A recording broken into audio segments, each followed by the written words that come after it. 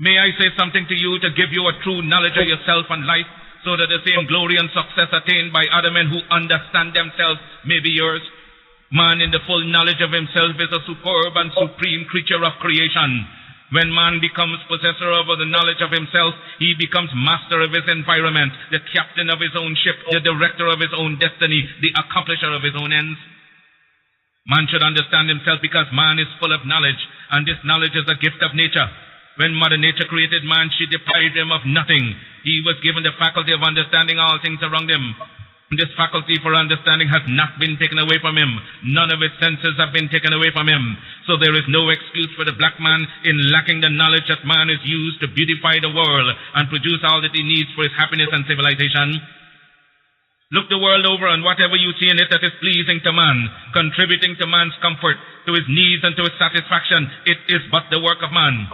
Man blessed with the knowledge of himself and the understanding of all things around him. If you are able to live with the knowledge of yourself and with the greater knowledge of nature, you must know what is good and what is not. You must know what is finite. You must know that which is material, physical, and otherwise is at your disposal to create or otherwise use. If we leave America and go over to the east to Japan, they will be telling their fellow citizens of Japan of the wonderful accomplishments of the Japanese people, proving that man is moving onward as time moves on. But you have hated yourselves as you have done in previous years. You have shown malice, prejudice, and hate to each other.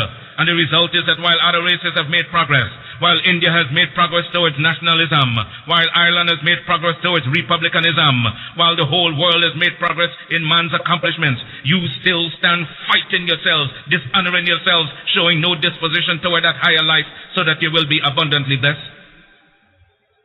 So reflect and think that you were created for some purpose other than exhibiting malice toward your neighbor or fellow men of your own race. What a pity it is that we cannot stand united without a written law. There is no written law compelling other races to stand together. They are brought together by the gentle touch of nature. The unwritten law of nature causes them to stand together on all occasions.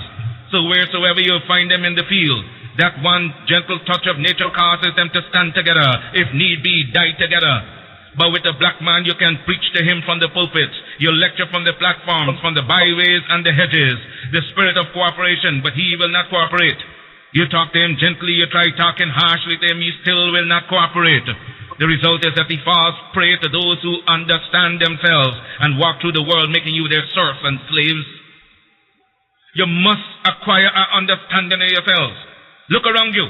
See the smiling pictures of nature, the beautiful hedges, the wonderful mountains, the wonderful vegetation all around. But because of your disposition to each other, you live in suffering, in want, in penury, and in debt. You lack the gentle touch of nature, love for each other. You hate yourselves. Black men, and what is wrong with you? Why have you no affection for yourselves? Could I hope to see you living among yourselves as the people I've spoken of? Living in charity, love, and in sympathy with each other? It can be done. I wonder if you will adapt that course. Isn't it easier to enjoy prosperity than to live in ignorance and darkness? Why select the worst out of nature? Nature never gave pain, suffering, and death to the world. It was man himself who selected death, pain, and sorrow. I wonder if I cannot inspire you to select between good and evil.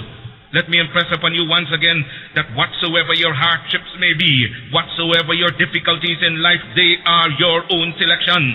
And so if you encourage them, if you husband them and take them to your bosom, they will abide with you. Nature will not take them away from you as Mother Nature did not give them to you. She is not responsible for your sorrows. Mother Nature represents all that is beautiful. She gave you the highest personality in the realm divine. Your sorrows are your own.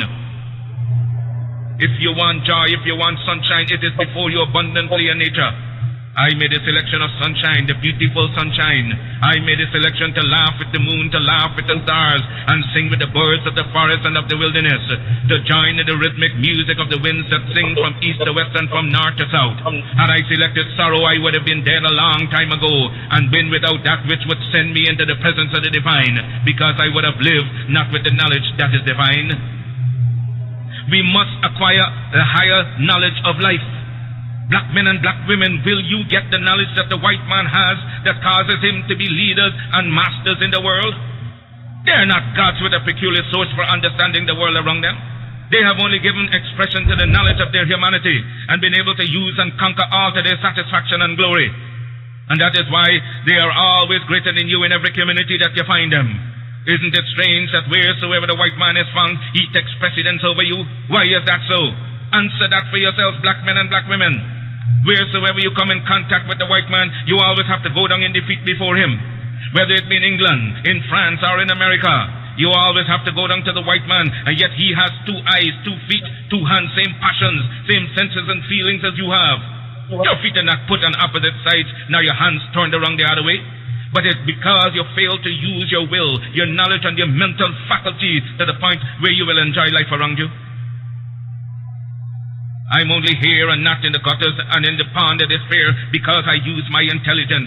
And I swear that no man alive shall ever use his intelligence in understanding the works of nature more than I. I shall rise as high as he ascends. I shall meet him on the same platform of mental equality and fight him till thy kingdom come, because nature created us equal. I want you to make up your mind as I've made up my mind years ago.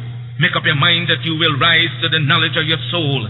Because of your ignorance, you cannot understand and decide between good and evil. You don't know whether you're doing right or wrong. With a greater knowledge of life, you're able to appreciate all things around you. I'm able to gather you here because I understand you. Understand your neighbor, your wife, your children, and you will be able to live in harmony with each other and get the best out of life.